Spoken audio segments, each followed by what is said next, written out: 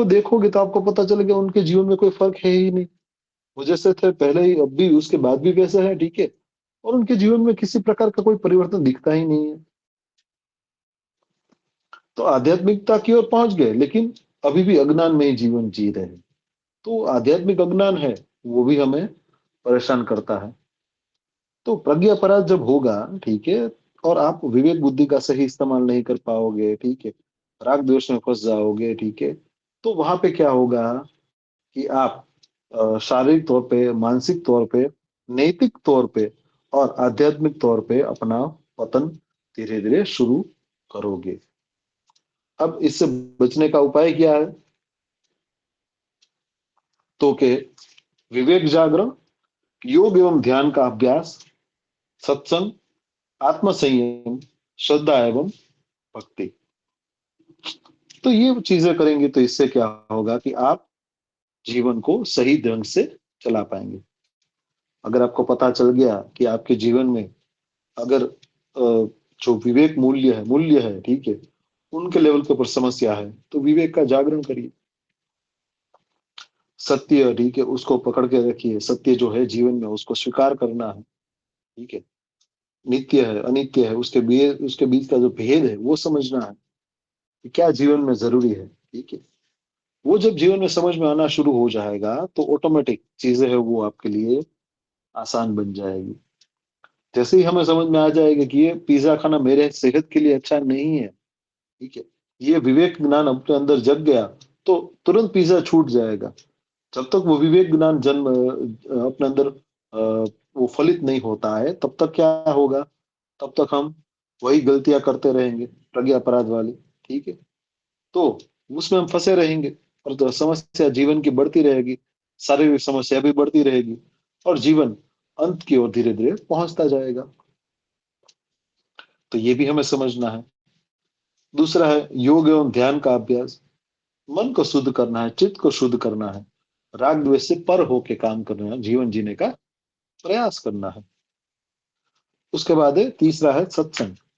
ज्ञानी, सदाचारी, सद्गुणी व्यक्तियों के साथ संगति, अच्छे लोगों के साथ जीवन जीना है, ठीक है। पातंजलि कहते हैं, ठीक है, जो लोग अच्छे हैं, ठीक है, उनके साथ मैत्री बनाने का आपको प्रयास करना है, ठीक है। जो लोग बुरे हैं, ठीक है, उनके प्रति आपको कुछ द्वेष का भाव नहीं रखना है, ठीक है, लेकिन उनके प्रति आपको उदासीन भाव रखना है, उसके प्रति अटैचमेंट नहीं रखना है।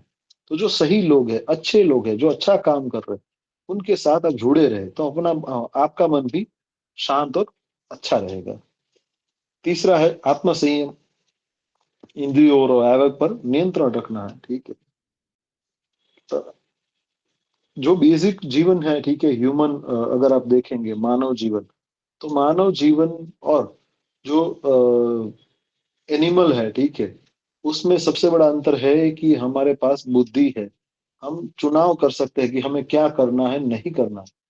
लेकिन तो भी हम लोग एनिमल इंस्टिंक्ट की तरह जीते हैं। तो ये हम कि कहीं ना कहीं एक प्रकार से हमारी ही कमजोरी है कि हमारी इंद्रियों के ऊपर कंट्रोल नहीं रख पाते हैं। अब जंगल में कोई शेर होगा या कोई प्राणी होगा, तो उसको तो नहीं पता, उसको दो ही चीज पता है कि उसका जीवन जीना है, तो उसको किसी को मारना पड़ेगा, ठीक है। लेकिन हमें तो पता है, विवेक है, विवेक जगा जगा हुआ है, लेकिन तो भी हम लोग उस सोच से नहीं जीवन जीते हैं।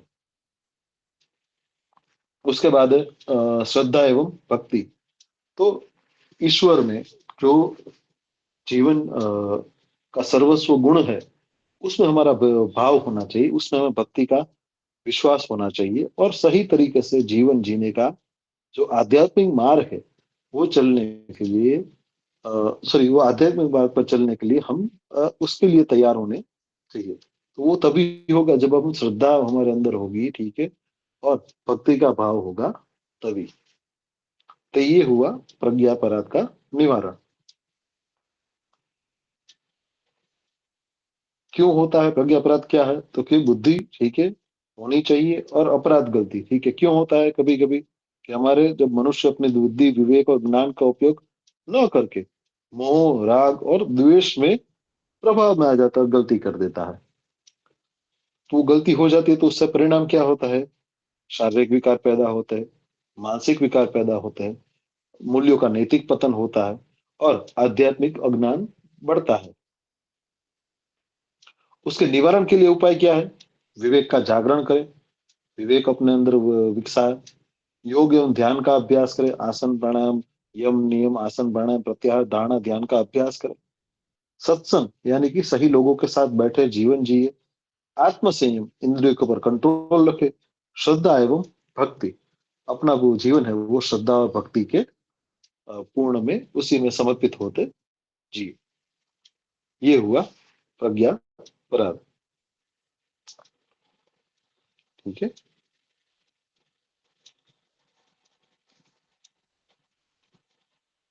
ओके, चलिए, लगता है क्लियर है। नेक्स्ट टॉपिक के ऊपर आते हैं। ये बहुत छोटा सा टॉपिक है। સર મતલબ પ્રજ્ઞાપરાગ એટલે કે આપણે જે માનસિક રીતે જે આપણાથી આપણે ગિલ્ટ અનુભવી છીએ એ થયું ને ના અપરાધ ના ના ના ના ના ના.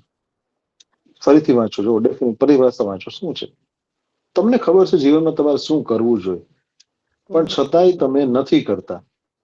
તમને ખબર છે કે જીવનમાં આપણે ખોટું ના બોલવું જોઈએ, કોઈને હેરાન ના કરવા જોઈએ, જીવન સાત્વિક રીતે જીવવું જોઈએ, જીવન જીવવામાં તમારો કર્મ છે એ કરવામાં તમારું ફળ હોવું જોઈએ, છતાંય આપણે રાગ, દ્વેષ, અભિનિવેશ, ચિંતા, ઠીક છે, એ બધા પડી જઈએ છીએ, મોહ, ઠીક છે, આપણે ખબર છે છતાંય નથી કરતા, તો હા એના લીધે એટલે શરીર પર આપણે પરિણામ આવે છે. હા એટલે આપણે અંદરથી મીન્સ આપણે ખોટું કરતા હોય તો આપણને ખબર છે કે આ ખોટું નથી કરવાનું, તેમ છતાં કરીએ છીએ, પછી હા એનો આપણને ગિલ્ટ થાય છે ને એના લીધે આપણે માનસિક રીતે આપણને એ વસ્તુ થાય છે કે આ નથી કરવાની, મેં કર્યું છે, એટલે એ અસંતોષ પેદા થાય છે ના અને ના ના, એનાથી ગિલ્ટ નહીં, એમ ગિલ્ટ વગર એમ નામ થાય ને. તમને કદાચ તમને ખબર છે છતાંય તમે કઈ જ જાઓ છો, ઠીક છે, ગિલ્ટ નો અનુભવ થયા વગર તમને એ વસ્તુ ગિલ્ટ ગિલ્ટ હોય તો શું થશે કે તમને એનો અનુભવ થશે ધીરે ધીરે કે ખોટું થઈ રહ્યું છે, આ તો ખોટું છે, તમને ખબર છે છતાંય તમે કહી જાઓ છો. આપણે કેમ સિગ્નલ ઉપર આપણને ખબર સિગ્નલ બંધ છે તો જવા દઈએ, હા ઠીક છે, તેમાં આપણને ગિલ્ટ નો સમય નથી મળતો, આપણે જવા દઈએ, જે થયું જવા દઈએ, પૂરું કરો. હા ઇમોરલ વસ્તુ બોલવી. હા, ઇમોરલ, હા, મૂલ્ય વગરની વસ્તુ છે, ઠીક છે, એ જ કીધું ને આપણે, એ જ વાત થઈ કે ઓકે. તમારું બુદ્ધિ, વિવેક અને જ્ઞાનનો ઉપયોગ ન કર્યો હમ. અને મોહ, રાગ, દ્વેષમાં ફસાઈ ગયા. સમજાય. હા ઓકે ઓકે. હા thank you sir. Next topic है हिरण संहिता में सठ शत्रु। ये आपका जो श्लोक है, ठीक है, वो आपको मिलेगा हिरण संहिता के चौथे चैप्टर प्रत्याहार में। ठीक है, प्रत्याहार के कुछ आई थिंक 6 या 7 श्लोक है। उन श्लोक में इसके बारे में चर्चा की गई है। कुछ गृहण संहिता आप देखेंगे तो उसमें कुछ श्लोक मिलेंगे, 3-4 श्लोक मिलेंगे, किसी में 6-7 श्लोक मिलेंगे। तो गृहण संहिता आप अगर आप देखेंगे सही तरीके से, आपके पास 5-6 गृहण संहिता होगी तो आप उसमें डिवाइड कर पाएंगे कहाँ पे कोई कौन सा श्लोक शामिल है, कहाँ पे कौन सा श्लोक शामिल नहीं है। तो वहां पे हमें गृहण संहिता में एक ये जो षट शत्रु है उसके बारे में चर्चा मिलती है। और वहां पे गृहण मुनि कहते हैं ये जो षट है, ठीक है, ये 6 है, ये शत्रु है किसके लिए? जो योग साधना कर रहे हैं उसके लिए। उस योगी को इन विघ्नों को, ठीक है, इन शत्रुओं से दूर रहना है, उससे बच के रहना है, उसके बारे में प्रत्याहार चैप्टर में डिस्कस करते हैं। कौन से 6 है? काम, क्रोध, मोह, लोभ, मद, मत्सर, ऐसा। या शायद मुझे हिंदी थोड़ा लिखने में गलती हुई है। तो एक तो काम, क्रोध, मोह, लोभ, मद और ईर्ष्या, ठीक है। तो ये 6 है वो आपके जीवन को डिस्टर्ब करते हैं। जब इसमें आप फंस जाते हैं, ठीक है, तो कहीं ना कहीं आपके जीवन में समस्याएं बढ़ती है। वो समस्या बढ़ती है, उससे क्या होता है कि आपके जीवन है उसमें डिस्टरबेंस आता है। आप योगी के रूप में अपने आप को रख के देखिए, ठीक है। सपोज कि आप योगी है, आप जंगल में रहते हैं, ठीक है, वहां पे आपको अपनी साधना, जो हठियों की साधना है, तंत्र की साधना है, वो करनी।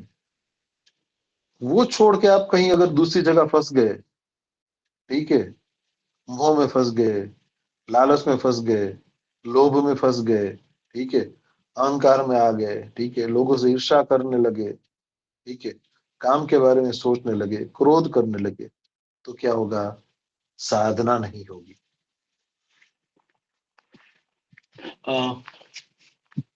मैंने बिल्ली वाला एग्जाम्पल आपको सुनाया था कि नहीं सुनाया था, बिल्ली वाली स्टोरी?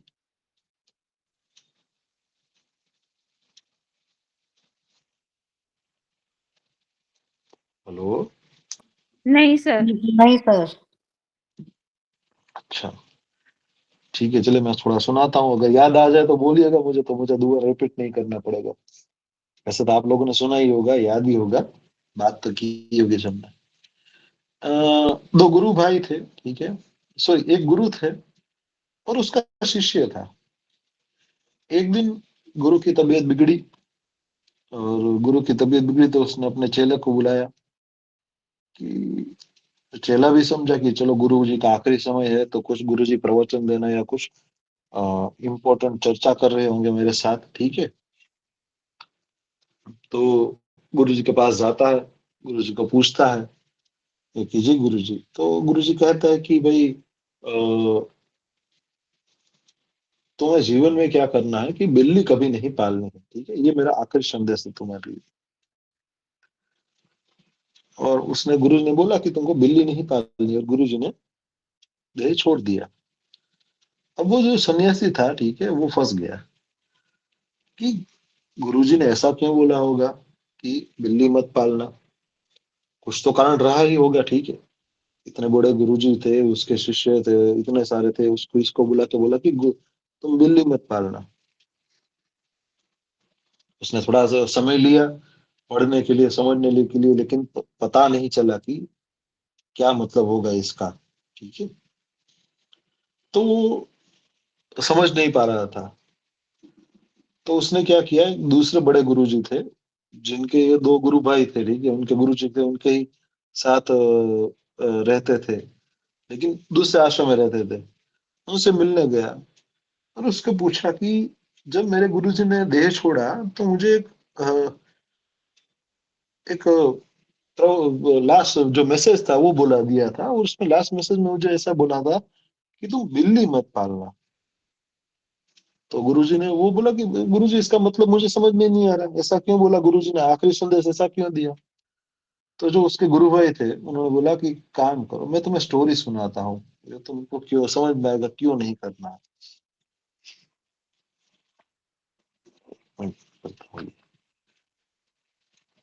हाँ, तो उससे बोला कि मैं एक तुमको स्टोरी सुनाता हूँ, तुमको समझ में आ जाएगी तुम्हारे गुरुजी ने ऐसा क्यों बोला।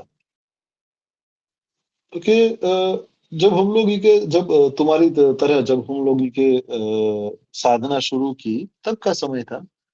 और तब मैं दूसरे आश्रम में रहता था, और थोड़े दूसरे गांव में तुम्हारे गुरुजी एक गांव में रहते थे। वहां वो जो छोटी सी कुटिया बना के रहता था गुफा में, ठीक है, तो उस गुफा में थोड़े थोड़े समय पे चूहे आ जाते थे। पर चूहे आ जाते थे, वो क्या करते थे, वो तुम्हारे गुरु जी की जो कपड़े है, ठीक है, और जो लंगोट है वो काट देता था, कपड़ा काट देता था। तो उसके कपड़े काट देता था। तो गुरुजी ने सोचा कि क्या करे इसको। तो उसने गांव वालों से बात की। तो गांव वालों बोला एक काम करो गुरुजी, आप ये बिल्ली पालो, तो क्या होगा, बिल्ली रहेगी तो चूहे आए ही नहीं आएंगे, तो आपको चिंता नहीं रहेगी कपड़े कपड़े फटने की, कपड़े काटने की। तो गुरुजी ने बोला ठीक बात है, ये तो अच्छी बात है एक्चुअली। उन्होंने एक काम करो, बोला गांव वालों के, एक काम करो, तुम्हें कहीं बिल्ली मिले तो बिल्ली ले आना, ये हम पालेंगे। अब बिल्ली ले आए, लेकिन समस्या बढ़ी। तो बिल्ली अगर रखेंगे तो बिल्ली को खाना भी देना पड़ेगा, दूध भी देना पड़ेगा, ठीक है, उसको पानी भी देना पड़ेगा। तो फिर गांव वाला बोला एक काम करो गुरुजी, ठीक है, अभी तो हम लोग हर रोज थोड़ा थोड़ा दे जाएंगे। जब बारिश का मौसम होता है, ठंडी का मौसम होता है, पॉसिबल नहीं होता, कभी कभी लोग दूध नहीं दे रहे पड़ते। तो गांव वालों बोले, एक काम करो गुरुजी, आप एक गाय रख लो हम यहीं पे, तो गाय दूध देगी, तो दूध आपको भी काम आएगा, आप भी पी पाएंगे, और ये बिल्ली है ये भी पी लेगी। तो गुरु ने बोला ठीक है चलो। थोड़े समय बाद समस्या बढ़ गई, क्यों? तो कि गाय को चराने भी ले जाना पड़ता है, उसको खाना भी देना पड़ता है, उसका दूध दोना भी पड़ता है, ठीक है, उसको फिर संभालना पड़ता है। गुरु जी ने बोला देखो लोगों को भी ये पॉसिबल नहीं हो रहा है मुझसे, तुम किसी को यहाँ पे रखो जो ये सब काम करे। अब गांव वालों ने सोचा कि क्या करें यार, ये खेती करने के लिए, ये सब मैनेज करने के लिए कौन रहेगा? तो एक गांव में ही विधवा औरत थी, ठीक है, उसको गुरु जी की सेवा के लिए रखा, ठीक है। अब वो गुरु जी की भी सेवा करती थी, ये गाय की भी सेवा करती थी, बिल्ली को भी खाना खिलाती थी, खेती भी करती थी, ठीक है, और ये सब मैनेज भी करती थी। थोड़े थोड़े दिन बाद गुरु जी को प्रेम हो गया उस लड़की से। तो फिर गुरु जी समझ गए कि ये तो गलती हो गई कहीं, ठीक है, बिल्ली के चक्कर में साधना अटक गई, अब ये सब कहाँ फंस गए हम लोग। तो गुरु जी ने सब छोड़ के, वो पूरी जगह छोड़ के, तुम्हारे गुरु जी भाग गए, और सब छोड़ के दूसरे गांव में चले गए, ठीक है, जहाँ पे कोई नहीं रहता था। फिर से वहां पे उन्होंने दूसरी कुटी बनाई। बस यहाँ पे स्टोरी खत्म होती। तो जीवन जो संसार छोड़ा था, वो क्यों छोड़ा था? साधना करने के लिए। और फंस कहाँ गए? ठीक है, संसार में ही आके फंस गए। पहले बिल्ली आई, फिर गाय आई, फिर खेती आई, ठीक है। जीवन शुरू किया था साधना करने के लिए, अब साधना के चक्कर में बाकी सब हो रहा है लेकिन साधना नहीं हो रही है। तो अगर आप अपने आप को देखोगे, अपने आप को सोचोगे कि आप अगर योगी हो, ठीक है, और योगी बन के अगर आप मोह में फंस गए, क्रोध में फंस गए, खाना खाने के पीछे फंस गए, ठीक है, मोबाइल के पीछे फंस गए, गाड़ी के पीछे फंस गए, ठीक है, बड़ा आश्रम बनाना है उसके पीछे फंस गए, ज्यादा शिष्य होना चाहिए इसके पीछे फंस गए, किसी दूसरे के ज्यादा शिष्य है वो देख के परेशानी, ईर्ष्या ईर्ष्या होने लगी, उसके पीछे हो गए। अरे मैं ही सबसे बड़ा गुरु हूँ, मुझसे बड़ा कोई योग गुरु नहीं है, मुझसे बड़ा कोई टीचर नहीं है, इस चक्कर में फंस गए, ठीक है, इस अहंकार में फंस गए, किसी काम के पीछे, विषय के पीछे फंस गए, तो साधना लटक जाएगी, ठीक है। इसीलिए आजकल आप देखोगे, ठीक है, तो जो बहुत सारे आश्रम है, ठीक है, वहां पे आप देखोगे तो वो कंपटीशन में भाग रहे हैं कि मेरा बड़ा आश्रम होना चाहिए, मेरा मंदिर बड़ा होना चाहिए, ठीक है, मेरे ज्यादा शिष्य होने चाहिए, मेरे ज्यादा शिष्य मान, मेरा मान बढ़ा रहे, ऐसे होने चाहिए, ठीक है। जो गुरु होते हैं वो गाड़ी में घूमते हैं, प्लेन में घूमते हैं, ठीक है, वो आईफोन लेके घूमते हैं, ठीक है। अब उन्होंने संसार छोड़ दिया तो क्या आईफोन की जरूरत, क्या गाड़ी की जरूरत है, ठीक है। आप तो साइकिल से भी जा सकते हो, स्कूटर से भी जा सकते हो, ठीक है, लेकिन आपको जाना है जो दो तीन 5 करोड़ की गाड़ी में घूमना है, ठीक है।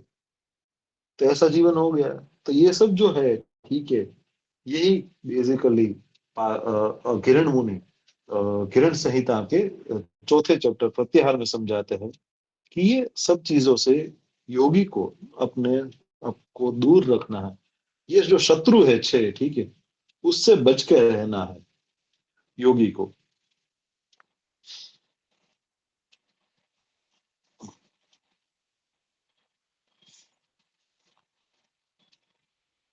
कौन से है? काम, क्रोध, मोह, लोभ, मद और मत्सर। तो छह से बच के रहेंगे तो ये छह मनुष्य के आंतरिक शत्रु है, जो कि आपकी योग साधना है वो डिस्टर्ब करेंगे। इससे आपकी योग साधना है वो बाधित होगी, और योग साधना में बहुत सारे इससे संकट आएंगे। ठीक है, ये क्लियर है टॉपिक? हाँ सर। जो अभी मैं, यस हाँ, सर। अभी जो मैंने स्टोरी स्टोरी समझाई वो आपके समझने के लिए है, ठीक है, एग्जाम में लिखने के लिए नहीं है। एग्जाम में कोई लिखिएगा नहीं। हाँ ठीक है। सर, नहीं लिखेंगे। हाँ,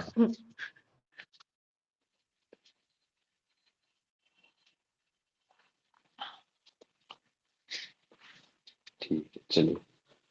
तो सर उसके बाद अगर नहीं आता है, टाइम पास करना है तो लिख सकते हैं। नहीं नहीं, ये स्टोरी नहीं तो और अच्छा, दूसरी स्टोरी सोच के लिखना, ये स्टोरी मत लिखना। देख, ये स्टोरी इतनी एक्चुअली रिलेवेंट है और ज्यादा जल्दी याद रह जाती है, इसलिए मैं हमेशा ये कहता हूँ, ठीक है, क्योंकि ये स्टोरी रिलेवेंट है, ठीक है।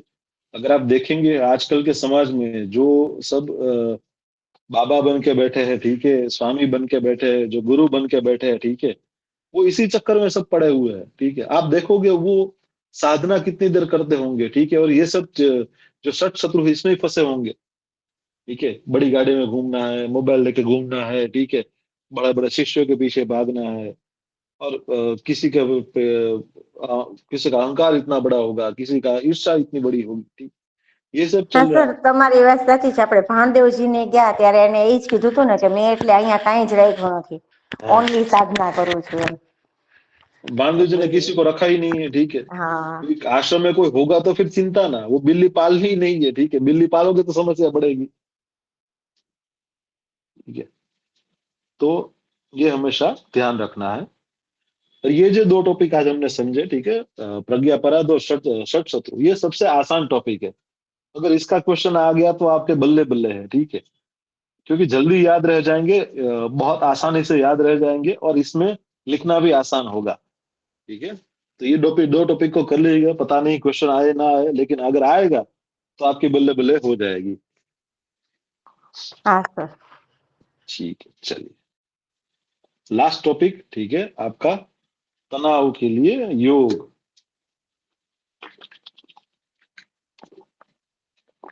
टॉपिक देखोगे आप तो टॉपिक ऐसा है, योग फॉर स्ट्रेस मैनेजमेंट, तनाव प्रबंधन के लिए योग। मैंने सिर्फ आपके रेफरेंस के लिए एक, जो डेफिनेशन डाली है समझने के लिए स्ट्रेस की। तो हिंदी में देखते हैं, तनाव वह अवस्था है जिसमें व्यक्ति पर आंतरिक या बाह्य मांगों के कारण मानसिक, शारीरिक, भावनात्मक दबाव उत्पन्न होता है, और जब यह मांगे उसकी अनुकूल क्षमता से अधिक प्रतीत होती है, तब मन, शरीर व संतुलन में व्यवधान आ जाता है, यानी कि उसमें डिस्टरबेंस आ जाता है। ये बेसिकली आपका स्ट्रेस है, ठीक है। ये डेफिनेशन सबको समझ में आ गई?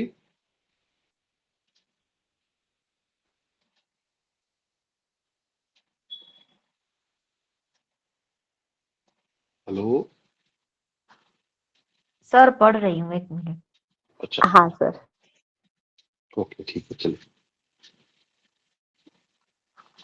तो आपके जीवन में कुछ कोई स्ट्रेस आता है, आपको कहाँ पे स्ट्रेस दिखता है, उसके बारे में चर्चा करिए, दो लोग एग्जांपल दीजिए, उसके बाद फिर हम उसको मैनेजमेंट के बारे में चर्चा करते हैं। कोई एग्जांपल दीजिए स्ट्रेस का अपने जीवन के सर बारे में। सर अभी तो है ना हमारा IR1 वाला स्ट्रेस है, वो दूर कर. सही बोल रही है तू. एग्जाम एग्जाम और IR1 का स्ट्रेस दूर करना है. हाँ, बिल्कुल।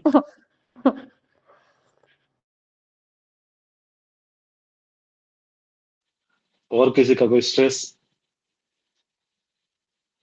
प्रोजेक्ट लाइफ में जॉब का स्ट्रेस. સર સૂત્ર ये भी નથી ठीक है। નવરાઈ ને સૂત્ર નથી નહીં अच्छा, હરવાઈ સ્ટાર્ટ ओहो, एग्जाम रिलेटेड अभी है. अरे अरे,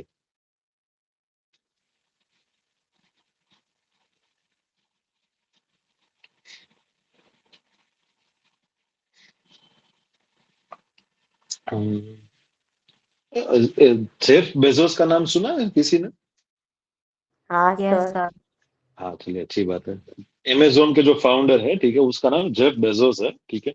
अमेजोन जो आप शॉपिंग करते रहते हैं ना, ठीक है, उसके, ठीक है, वो एक उन्होंने स्ट्रेस की बहुत अच्छी डेफिनेशन दी है, ठीक है। मुझे अभी याद है इसलिए, क्योंकि इन्होंने बोला ना हेतलबर्ट ने, ठीक है, एग्जाम के और IR1 के बारे में, इसलिए मुझे याद आया वो डेफिनेशन। कि स्ट्रेस जो प्राइमरीली क्यों आता है, कि जब हम लोगों को कुछ करना होता है राइट टाइम पे, वो हम नहीं करते हैं, तब समस्याएं बढ़ती है और तब स्ट्रेस आता है, ठीक है। मतलब सब सपोज अभी, अभी तो आज 10 तारीख हुई, तो अभी तो टाइम है। लेकिन कोई बंदा है, ठीक है, आप में से कुछ महान लोग होंगे, ठीक है, वो जो अभी नहीं पढ़ेंगे, ठीक है, छोड़ेंगे, अरे अभी तो बहुत समय है, 2 हफ्ता पड़ा है, 3 हफ्ता है ना, हो जाएगा, ठीक है। उसके बाद लास्ट एक वीक बाकी होगा ना, ठीक है, तब फिर एक दूसरे को मैसेज करेंगे, वो एक दूसरे को मांगेगा, अरे वो सर ने पीपीटी कराई दी, वो पीपीटी नहीं मिल रही है, ठीक है, वो कहाँ से उन्होंने वो शर्ट शत्रु करा दिया था, पता ही नहीं है यार, ठीक है, वो कहाँ है पीपीटी, उसका कोई मटेरियल हो तो दो, उसका कोई रेफरेंस लिटरेचर हो तो दो, ठीक है, वो नहीं मिल रहा है, वो मुझे बताओ, ठीक है।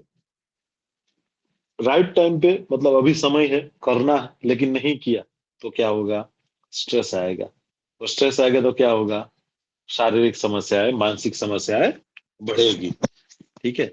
उसकी शुरुआत कहाँ से होगी, सोमेटिक, सॉरी, साइकोसोमेटिक, यानी कि मनोशारीरिक लेवल के ऊपर चीजें बिगड़ेगी। पहले पहले तो आपके शरीर के ऊपर कुछ ना कुछ दिखना शुरू होगा, नींद नहीं आएगी, एंजाइटी रहेगी, शरीर अकड़ में आएगा, सांस फूलने लगेगी, ये सब समस्या होगी।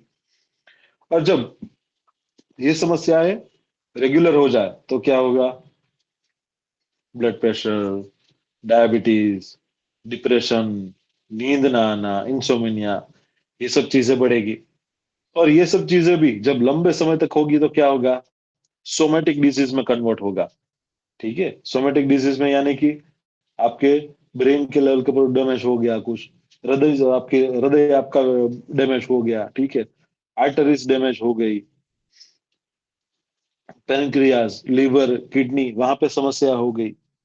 अब हृदय का तो ठीक नहीं कर सकते हम लोग, हृदय का तो बिगड़ गया तो बिगड़ गया, ब्रेन बिगड़ गया तो बिगड़ गया, तो वहां से रिवर्सल पॉसिबल नहीं है।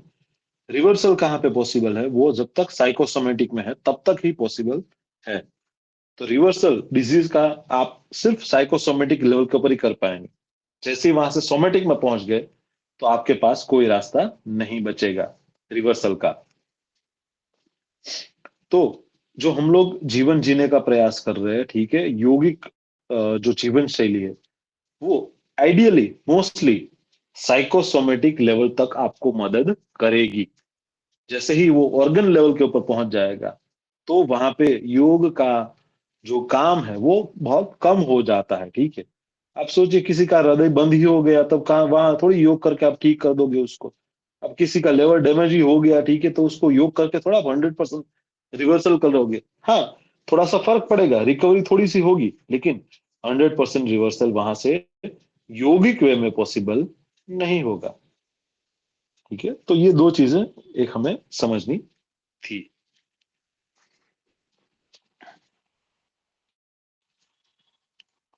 अब कौन से उपाय कर सकते हैं, ठीक है, यहाँ पे आ जाते हैं। तो फिर से डेफिनेशन, तो सर IR1 को एग्जाम के बाद दे सकते हैं, एक ये उपाय कर सकते हैं ना सर। तो एग्जाम के बाद ही आए वन तो। नहीं सर, वो सर ने ऐसा बोला है ना, गौरांग सर ने, कि 30 या 31 को सर वो मॉक टेस्ट की तरह लेंगे। तो वो क्या है कि हमारा अभी रिटर्न एग्जाम होगा ना, तो उस हिसाब से अगर सर एक वीक बाद वो ले, तो जो बाहर गांव वाले हैं उनको शायद एक वीक धक्का होगा, लेकिन या फिर उनका ऑनलाइन, तो हम लोगों को सर वो बिना स्ट्रेस हम थोड़ी एग्जाम दे सके, एक रिक्वेस्ट है। तो आप मैंने मतलब बाहर गांव वाले ना उनको पॉसिबल है कि वो 1 वीक के बाद आएंगे, अगर सर बुलाएंगे तो उस हिसाब से अगर मैनेज करें तो। हेतल मैम, अभी आपने जो बताया ना, मुझे भी अभी पता चला कि आपको ऐसा बोला है सर ने। मुझे भी नहीं पता है क्योंकि मैं भी थोड़ा काम में था। ओके ओके ओके, ये हाँ तो तो मेरे सर लिए वो भी सरप्राइज, ये तो मेरे लिए भी सरप्राइज है। अब सर तो आपके लिए सर वो सरप्राइज, जब हम तो सरप्राइज नहीं रहेंगे। सर वो जब हम मिले थे ना, वो मतलब सेमिनार के बाद, कॉन्फ्रेंस के बाद, उस दिन जी। वो संडे था ना, तब सर ने बोला था कि हम 30 या 31 को हम मॉक टेस्ट लेंगे, ताकि बाहर गांव वाले सब लोग हो तो हो जाए, और उसके बाद 20 फरवरी या फिर 27 फरवरी को फाइनल IR1 होगा। तो પણ હેતલબેન આ વાત સર સાથે કરવી પડે। नहीं, अभी तो हम स्ट्रेस के उपाय में बोल रहे हैं। तो वो स्ट्रेस का उपाय नहीं है। वो स्ट्रेस का उपाय नहीं, स्ट्रेस का उपाय मैं बताऊंगा क्या है। ठीक है सर, ओके। लेकिन तो सर डेफिनेशन, आपके हाथ में है ना, इसलिए हम बोल सकते हैं सर।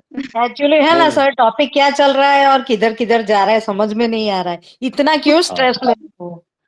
हाँ। अभी तो उपाय मांग तो रहे हैं ना। ओके।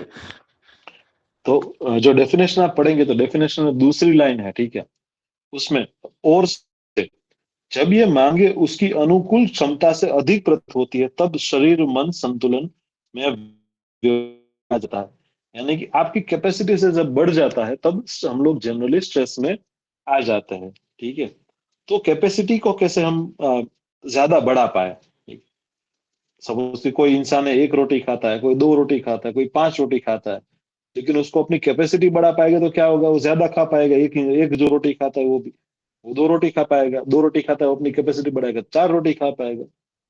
तो हम लोग जब स्ट्रेस में कब आ जाते हैं, हम लोग हमारी कैपेसिटी से वो स्ट्रेस बढ़ जाता है, समस्या बढ़ जाती है तब। तो वो स्ट्रेस कम आए उसके लिए क्या करना है, हमें हमारी कैपेसिटी बढ़ानी है। वो कैपेसिटी बढ़ाने के लिए क्या क्या कर सकते हैं, ठीक है, वो हम योग में देखेंगे। तो तनाव प्रबंधन में योग के लिए क्या है, शारीरिक तौर पे अगर कैपेसिटी बढ़ानी है तो क्या करे, योगासन करे। यानी कि उसका एग्जाम्पल समझते हैं, थोड़े थोड़े समय में थकान आ जाती है, नींद आ जाती है, ठीक है, शरीर थोड़ी थोड़ी देर में ब्रीदिंग डिस्टर्ब हो जाती है, ज्यादा लंबी सांस नहीं ले पाते हैं, ठीक है, थोड़े ही समय में हम लोग थक जाते हैं, तो क्या करे, योगासन करे, शरीर को मजबूत करे, हमारे मसल को स्ट्रेंथ दे, हमारी सांस की लेने की क्षमता है, जो लंग फेफड़े है, ठीक है, उसकी क्षमता को बढ़ाए, उसकी कैपेसिटी को बढ़ाए, ताकि क्या हो, कि आप आराम से लंबे समय तक सांस ले पाए, गहरी सांस ले पाए, हमारे शरीर को इतना मजबूत कर ले कि थोड़ा चलना पड़े, थोड़ी एक्सरसाइज करनी पड़े, थोड़ा काम करना पड़े, तो भी हम थके नहीं। उसका एग्जाम्पल बहुत छोटा सा आपको एग्जाम्पल दूं, ठीक है, कि आपको कहीं इंटरव्यू देने जाना हो या किसी को मिलने जाना हो और आपको ऐसा बोले कि भाई लिफ्ट बंद है, आपको 8 माल चढ़ के जाना पड़ेगा, तो 8 आप माल चढ़ोगे तब तक आपकी हालत खराब हो जाएगी, ठीक है, सांस फूल जाएगी, शरीर थक जाएगा। तो जब वहां पहुंचोगे तो उस इंसान से बात करने लायक नहीं होगे, आप पहले बोलोगे मुझे 5 मिनट बैठने दो, 2 गिलास पानी दो, उसके बाद मैं आपको चर्चा करता हूँ। तो आपका शरीर अगर वीक हो गया तो आप स्ट्रेस में आ जाएंगे, उसके साथ सही तरीके से चर्चा नहीं कर पाएंगे। दूसरा है प्राणायाम, ठीक है, मन को संतुलित रखना। अगर बहुत चिंता होती है, नींद नहीं आती है, एंजाइटी ज्यादा रहती है, डिप्रेशन रहते हैं, ठीक है, बहुत ज्यादा नेगेटिव थॉट आते रहते हैं, ठीक है, बहुत ज्यादा लोगों से ईर्ष्या होती है, ये सब होता है तो प्राणायाम का अभ्यास करें। प्राणायाम का अभ्यास करेंगे तो मन है वो हल्का रहेगा, शांत रहेगा, चिंता रहित रहेगा, तो हम लोग शांति से जीवन जी पाएंगे। उसके बाद है ध्यान और विश्रांति तकनीक, यानी कि योग निद्रा और ध्यान का अभ्यास करें। बहुत ज्यादा समस्या बढ़ गई है, ठीक है, प्राणायाम से भी ठीक नहीं हो पा रहा है, तो क्या करे, हर रोज थोड़ी देर शवासन का अभ्यास करें। जितना शवासन का अभ्यास करेंगे उतना तनाव कम होगा, ठीक है, मन शांत होगा, मन के अंदर जो द्वेष भाव होगा वो भी कम होगा, और शारीरिक तौर पे कुछ जो अकड़न होगी वो भी दूर होगी।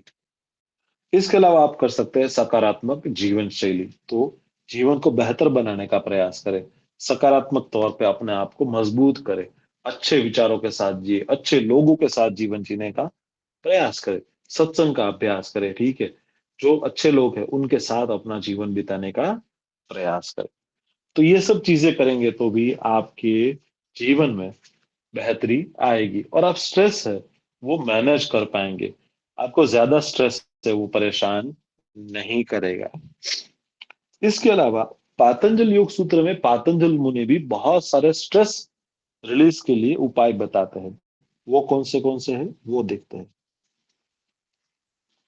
तो पतंजलि योग सूत्र में प्रमुख कुछ जो तनाव प्रबंधन की अवधारणा है वो ये है। एक तो अभ्यास वैराग्य। अगर आपको स्ट्रेस आता है, ठीक है, किसी ने अभी बोला कि भाई हम लोगों को एग्जाम की चिंता हो रही है और हम लोगों को IR1 की चिंता हो रही है, अभ्यास वैराग्य करिए, अभ्यास करिए, हर रोज 2 घंटा बैठ जाइए, 3 घंटा बैठ जाइए, 5 घंटा बैठ जाइए।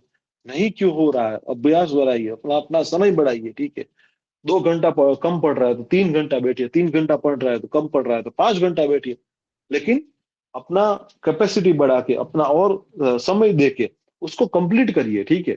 जब तक उसको पूरा ना करे तब तक डटे रहे उसमें, ठीक है। दूसरा है अंतराय सहभुव, जो हम लोगों ने देखे थे कि 9 अंतराय आते हैं जीवन में, ठीक है। उस 9 अंतराय के साथ सहभुव भी आते हैं। तो कुछ चीजें ऐसी ऐसी है, ठीक है, हम लोग आलस्य में रह जाते हैं, तनाव में रह जाते हैं, ठीक है, लोभ में, मोह में रह जाते हैं, वो समस्याएं बढ़ जाती है। तो उससे क्या होता है, हमारा जीवन है वो डिस्टर्ब रहता है, हमारा शारीरिक मानसिक संतुलन बिगड़ जाता है। तो अंतराय सहभुव का अभ्यास करें। उसके अलावा चित्त प्रसादनम का अभ्यास करें, ठीक है। मैत्री करुणा मुदितोपेक्षणा सुख पुण्य पुण्य भावना, तो चित्त प्रसादनम का अभ्यास करें। जो अच्छा लोग जो अच्छा जीवन जी रहे उनके साथ मैत्री करें। जो अच्छा जीवन जी नहीं रहे, ठीक है, जो लोग बुरा काम कर रहे हैं उसके प्रति आपको उपेक्षा करनी है। जो लोग दुख में है उनके प्रति करुणा का भाव रखना है, ठीक है। ये सब करने से आपका जीवन है वो भी, चित्त है वो आपका प्रसन्न रहेगा, और आप भी सही तरीके से जीवन जी पाएंगे। जो पंच क्लेश आपके जीवन में आते हैं, उस पंच क्लेश को आपको कम करना है। तो पंच क्लेश को क्या करेंगे तो आप उसको तनु कर पाएंगे। क्लेश तनु करना क्रिया योग हो, क्लेश को तनु करने के लिए, उसको माइल्ड करने के लिए क्रिया योग का अभ्यास करें। क्रिया योग कैसे करेंगे, तप स्वाध्याय ईश्वर प्रणिधान, तप का अभ्यास करिए, फिर वो शारीरिक हो मानसिक हो, स्वाध्याय करे, स्व का अध्ययन करे, और ईश्वर प्रणिधान, खुद को ईश्वर पे समर्पति समर्पित करे, और अपने जीवन को जो एक ब्लेस है, ठीक है, जो भगवान की आरती है, ठीक है, भगवान के प्रति आपका सरेंडर है, उसका भाव बढ़ाइए।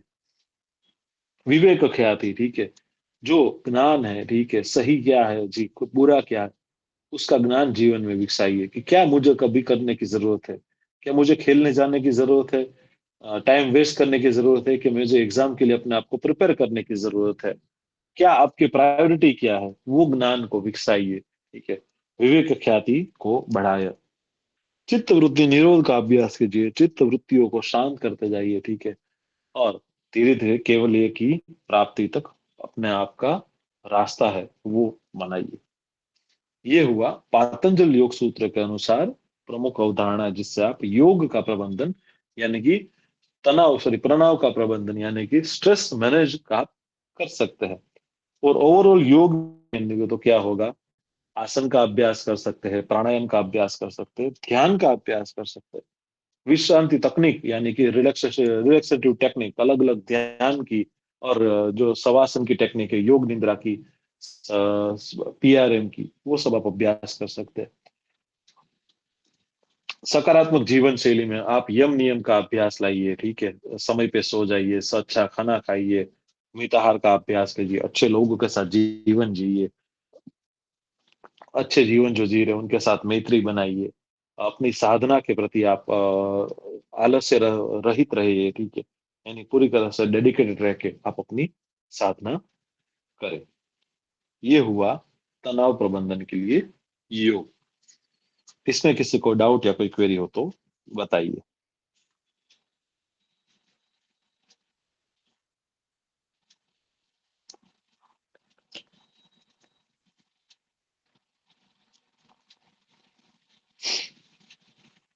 देखिए, सुनने में बहुत आसान था, ठीक है, लेकिन लिखने में समय लगेगा, और समझने में भी समय लगेगा। अगर सही तरीके से नहीं समझ में आएगा तो कुछ और लिख के आ जाओगे। तो सही तरीके से समझना अभी विवेक ख्याति है, ठीक है। तो यहाँ पे हमारे इंडियन साइकोलॉजी का कॉन्सेप्ट है वो पूरा होता है। हमने स्ट्रेस जो डिस्कशन किया अभी स्ट्रेस मैनेजमेंट का, वो ऑलमोस्ट सिमिलर था मेंटल हेल्थ के बारे में जो था वो, ठीक है, ऑलमोस्ट सिमिलर है। मेंटल हेल्थ भी इसीलिए बिगड़ती है क्योंकि हम सही तरीके से अपने जीवन को नहीं चलाते हैं, ठीक है, और स्ट्रेस भी इसीलिए जो प्राइमरीली आता है कि हम लोग अपने जीवन को सही तरीके से नहीं संभालते हैं। तो दोनों के रास्ते ऑलमोस्ट, जो स्ट्रेस रिलैक्सेशन के, मेंटल हेल्थ के, वो मेंटल हेल्थ मेंटेन करने के, वो ऑलमोस्ट सिमिलर रास्ते ही आपके रहेंगे।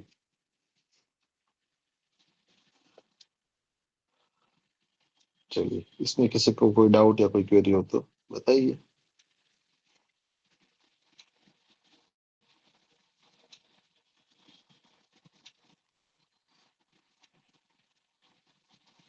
सबको सब कुछ समझ में आ गया तो सबसे बढ़िया है, तो कोई चिंता वाली बात नहीं है। नहीं सर, समझ में तो सब कुछ आ गया, लेकिन एप्लीकेबल नहीं करते। हाँ,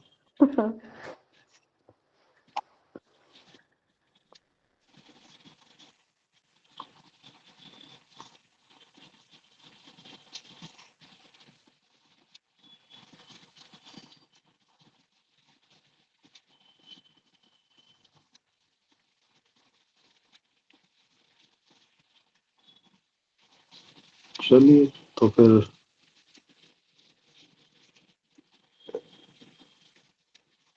हम लोग अटेंडेंस ले लेते हैं। Roll number 1, Present, sir. 2, 3, 4, Yes, sir. 5, 6, Yes, sir. 7, yes sir. 8, yes sir.